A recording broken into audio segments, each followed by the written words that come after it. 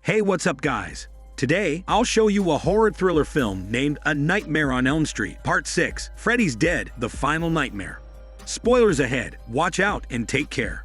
The film begins with a quote from the philosopher Nietzsche, followed by a report on a major news event. In the town of Springwood, where Freddy resides, all teenagers have died from unknown murders.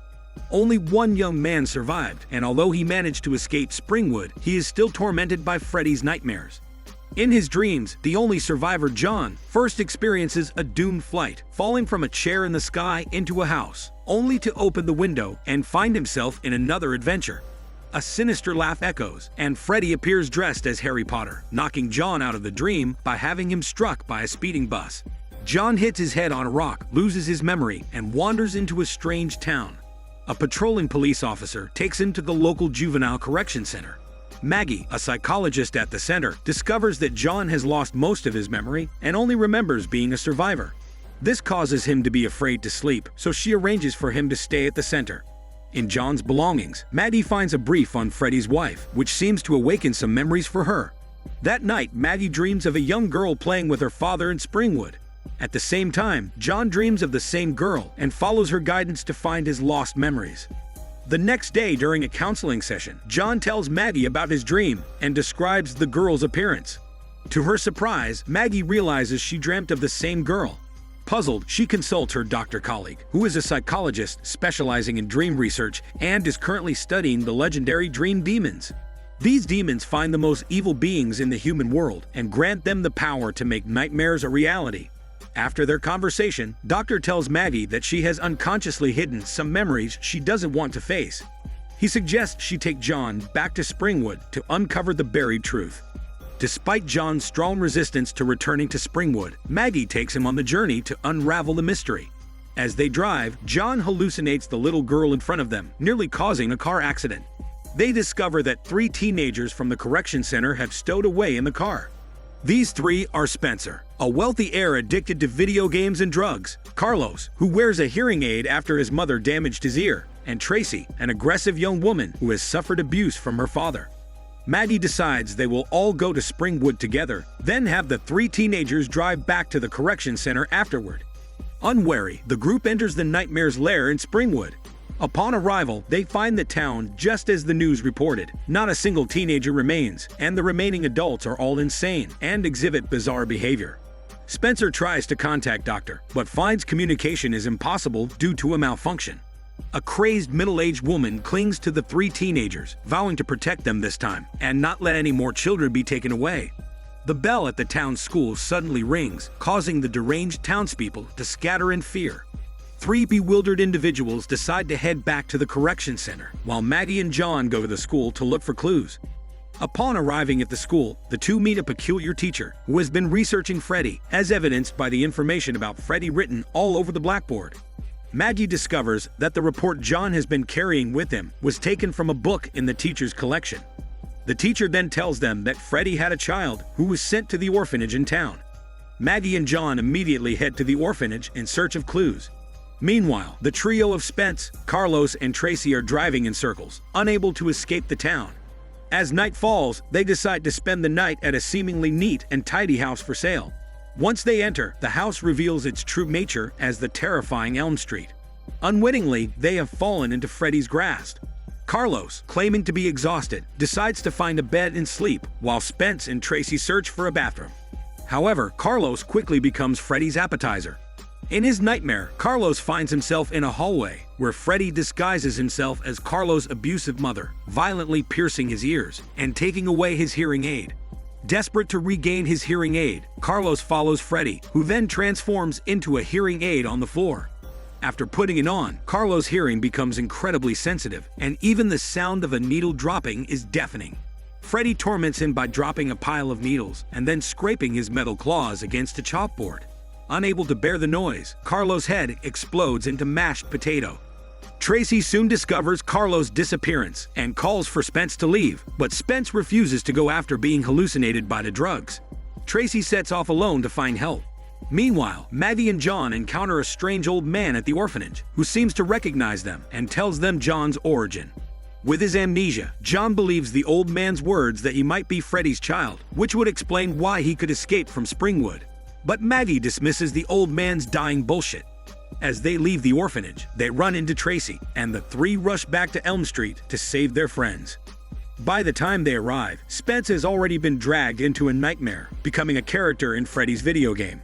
In the game, Spence falls down a sewer pipe and is beaten by a character resembling his father. After eating an apple beneath a tree, he transforms into Super Spence and defeats the monster with missiles. However, he is soon chased by a Freddy-shaped monster. In the real world, John and Tracy enter the dream again to save Spence, stealing Freddy's game controller. Unfortunately, Freddy has a backup controller, and poor Spence is manipulated by Freddy, falling straight into hell to meet Satan. Maggie witnesses the terrifying scene and quickly wakes up Tracy, allowing her to escape from Freddy's nightmare. However, John remains trapped in the dream, unable to wake up. Maggie and Tracy are forced to leave with John's body. In the nightmare, Freddy reveals the truth to the cornered John. It turns out John is not Freddy's child, and his escape from Springwood was orchestrated to lure Maggie back, who is Freddy's daughter instead. It's also revealed that Freddy could only escape Springwood's boundaries and spread his nightmares farther by taking advantage of his own bloodline. After killing John, Freddy possesses Maggie's body, allowing him to leave Springwood that way. When Maggie and Tracy return to the correction center, they discover something strange.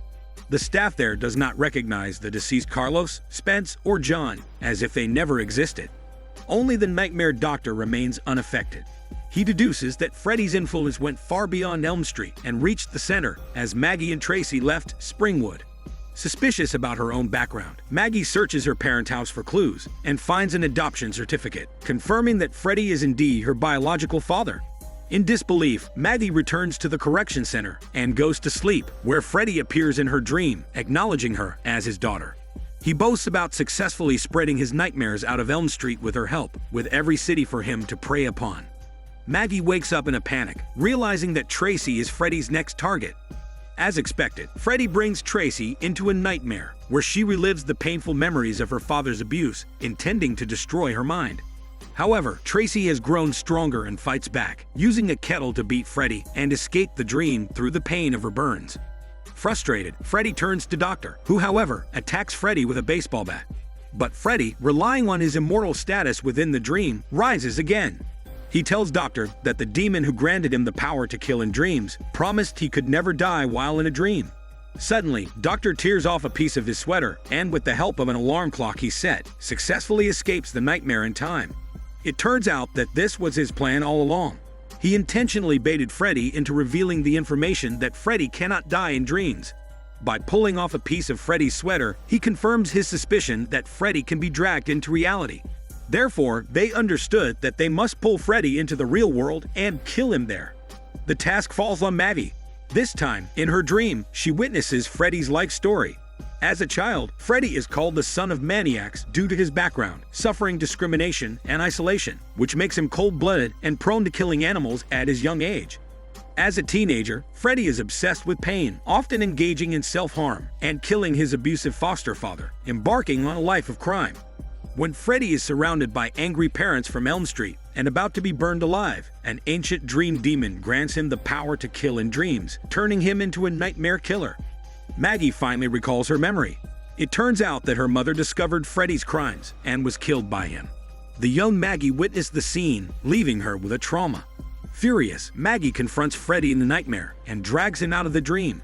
However, the cunning Freddy teleports himself to another room just as he is pulled out, evading the ambush set by Tracy and Doctor. The three of them arm themselves with an arsenal of weapons from the basement, determined to end the nightmare of Freddy once and for all. After choosing their weapons, they split up to search for the hiding Freddy. Maggie quickly finds her father, who attempts to deceive and attack her by pretending to be a helpless woman. Unfazed, Maggie knocks Freddy down with a blow and disarms his glove. As Doctor and Tracy arrive, Freddy locks the door and chokes Maggie. Maggie tackles him and breaks his hand. After a struggle, Freddy retrieves his glove, but Maggie, armed with weapons passed on by Doctor and Tracy, manages to subdue him. With his powers diminished in the real world, the defeated Freddy is left helpless. Maggie takes a bomb thrown to her, inserts it into Freddy's body, and taunts him with a kiss, saying, "Happy Father's Day." Thanks to that, the Nightmare Killer is blown to onion pieces in the real world, where he had no power to revive himself. This Daniel CC Movie Channel. Stay safe and enjoy your day.